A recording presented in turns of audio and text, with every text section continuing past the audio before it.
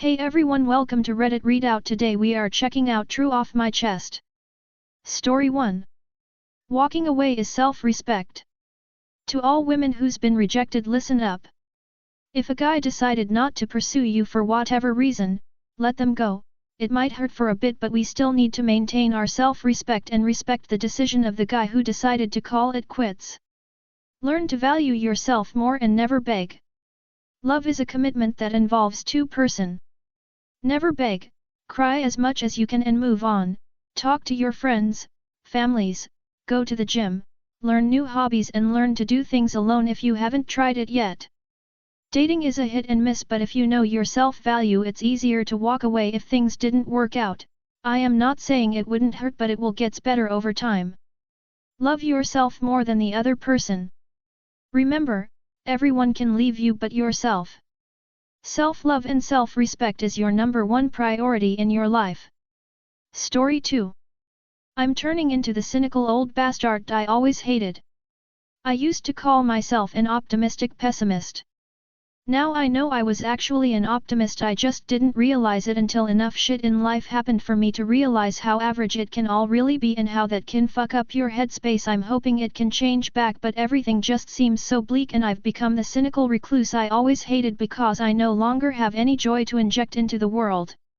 Even unhappy people can have happy moments seems the best way to describe it. Story 3. I resent my husband's new job, but I'm very happy for him.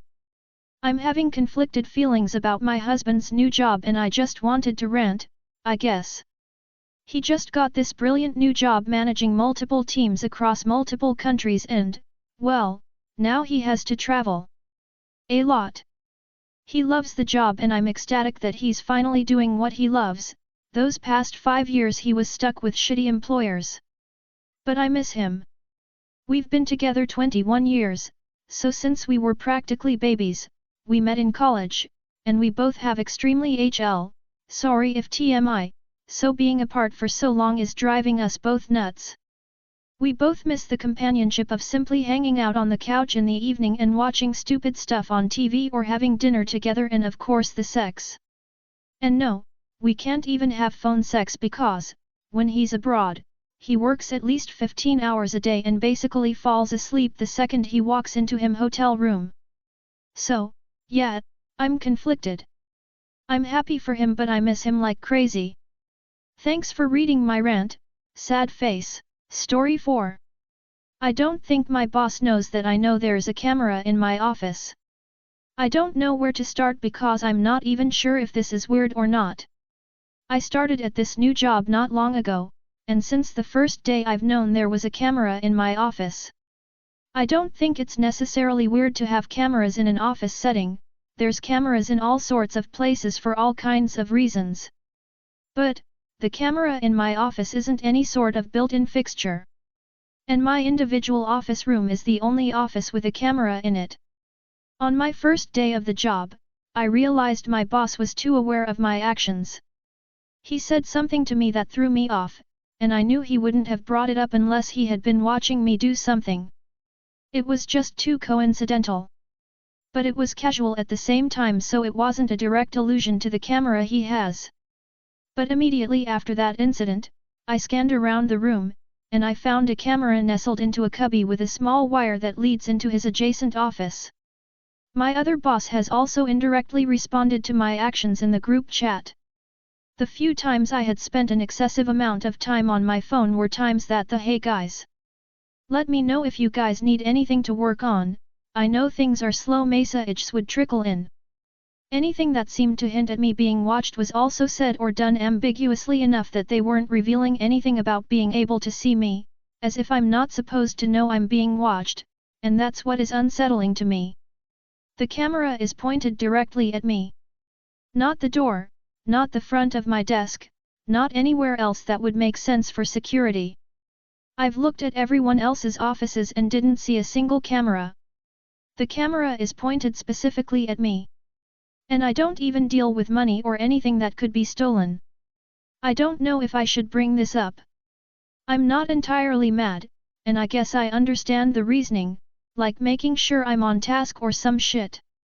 It just bothers me a little that I can be watched whenever, and they never even disclosed that.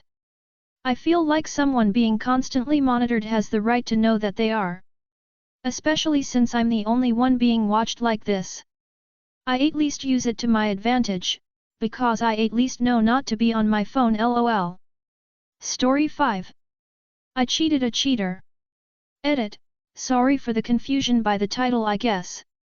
I didn't cheat on him with someone else, but I did something behind his back that's questionable behavior. Please don't come for me. In my mind, any violation of trust is cheating in a way. I, 22F, have been with my ex, 23M, for about a year. The last couple of months of our relationship I started to suspect he was cheating on me. Like all narcissists, he denied it, deflected everything, and made me feel like crap for even questioning him. I'm usually a very considerate person when it comes to people's feelings and privacy, so at first I didn't push too much and decided to trust what he says. He even offered to let me look through his messages to see there's nothing there, but I said no, because this made me feel like he's being honest and it also would have made me feel uneasy that we stooped to that point. Some time went by and some more serious, undeniable evidence came up about his cheating, but he still kept gaslighting me the same way. This time he refused showing me his phone. At this point I realized two things: 1, we needed to break up, 2, he's never gonna tell me the truth. This is the part where I did something I'm not proud of, and in a way, I cheated too by showing a complete disregard for his privacy. I stayed with him like everything was fine, just so I could use the times he left his phone unattended to go through it. I felt like I needed to know the truth about the things that have happened to be able to move on. I felt like I needed some explanation, because he kept telling me I'm the love of his life and really acted like that too when we were together. So it was like a punch in the gut when I realized he wasn't faithful, like I couldn't even wrap my head around it at first. I remember the first time I found out about stuff, I was physically shaking with my whole body for an hour and couldn't stop. I was in shock. So what did I find on his phone? He was basically lying to me throughout the whole year we've spent together. He cheated on me multiple times, with random girls, and he also regularly hung out with his ex-GF during the times he told me he was at school, or that he went home to see his family. He also had unprotected sex with his ex that he didn't tell me about, even though I begged him previously that if he did anything like that, he has to let me know for health reasons. So in a way I'm glad I became aware of the fact that I should see a doctor for some checkups. I know what I did is fucked up, and I am in therapy to work through the trust issues this asshole just gave me. By going through those messages I saw a side of him I never even imagined could have existed. And by the way, I never told him I did this, and that I know about everything. He already knew I didn't trust him, so in my mind that was enough reason to give him when breaking up. Maybe it's just me coping, but in hindsight it was kind of funny seeing him look me in the eyes and still lie to my face even though I knew the truth. And it's also sad that I would have never done something like this in the past. Crazy how being close with bad people kind of turns you into a bad person too. Story 6. I've, 16F, been silently supporting my teacher so she doesn't feel ignored disliked. Hi all. I wanted to post this somewhere I'd hope my school wouldn't see. My teacher is a primarily digital media teacher. She specializes in Photoshop, and we usually used high-quality computers. My school suffered from a severe fire back in May, so unfortunately we've been in online school and thus a lot of kids have been interacting a lot less. In the beginning, a lot of kids would ignore her or just not respond whatsoever. I could tell she was passionate about the subject and enjoyed doing this kind of work, but it honestly hurt to hear her sound so stressed and demotivated from everyone just not responding. It got to the point where she would ask people if they could hear her because she assumed her computer wasn't working and it wasn't picking up her voice. I've never been big in digital media and I wasn't really that engaged to be honest, but I very much so know the pain of being ignored and dismissed once you're passionate about something. So I would talk to her, let her know we could hear and would compliment the subject, talk about how cool it was turning out and how interesting it was. I could hear her light up and become cheerful about the subject again. I became basically the carrier of the class and I would do the project on my drawing tablet, following along and actually enjoying myself as I did so. Hearing her enjoy her job again was everything to me. Eventually, other kids started engaging too again. I don't know if it was because of me or just because the school year is ending and we are on our final, but she seemed like she felt a lot better. Teachers are humans too and I've always been the one to make their job easier and give them the benefit of the doubt, and this time it felt especially rewarding. I'm in a therapy school for kids with depression, anxiety, PTSD, etc. so I definitely understand why the others would be shy and demotivated, but I didn't want to just sit around and hear her essentially talk to silence. I'm just happy she can explore something she enjoys, even if she has to use something as low quality as Photopea because our school Chrome ebooks don't personally have Photoshop lol. Story 7. I want to vent about how hard it is to date as a 19-year-old dude out of school. I'm 19 and I feels impossible to date. I'm not in college so that makes it that much more difficult. Tinder ain't really my thing cause I don't like the vibe on there and I prefer to meet people IRL. But if you meet someone you like there's a 95% chance they're already dating. And by the slim chance you find someone who's single that you like, you can't ask them out too early on or it'll be desperate and creepy. But if you wait too long they might not see you as any more than a friend. If you have a friend that becomes single you can't ask them without the chance of ruining your friendship. And if you ask someone that recently had a breakup you can't ask too soon cause they're still recovering, but if you wait another dude can ask her out before you have to find the perfect time to ask them out. It's impossible. I just wanna get a girlfriend but it's so hard to do. Story 8. My girlfriend of 4 years cheated on me with my best friend of 10 plus years. My 26M, XGF, 28F, had an emotional affair with my best friend. They both like to play video games, and seemed to bond over that. They would play with my other friends and myself as well, but started playing with just the two of them extremely often.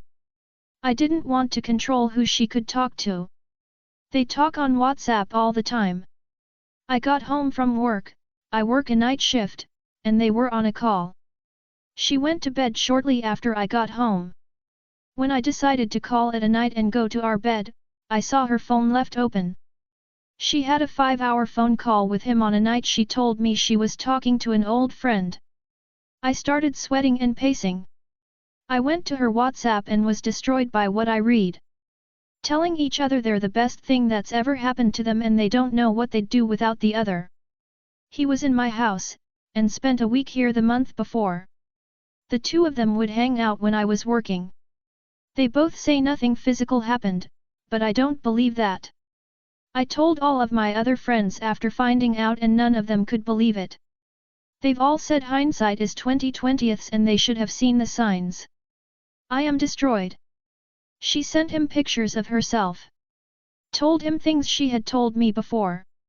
They both lied right to my face for who knows how long. I told him he will never be my friend again and he has no idea what he has done to me. She moved out very shortly after.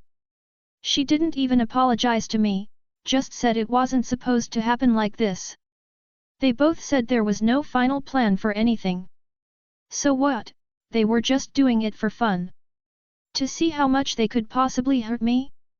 I have been an absolute mess, I can barely even sleep in our bed. I don't know what to do anymore. I can't get the image of those messages out of my head. That's all for today. Please don't forget to like and subscribe.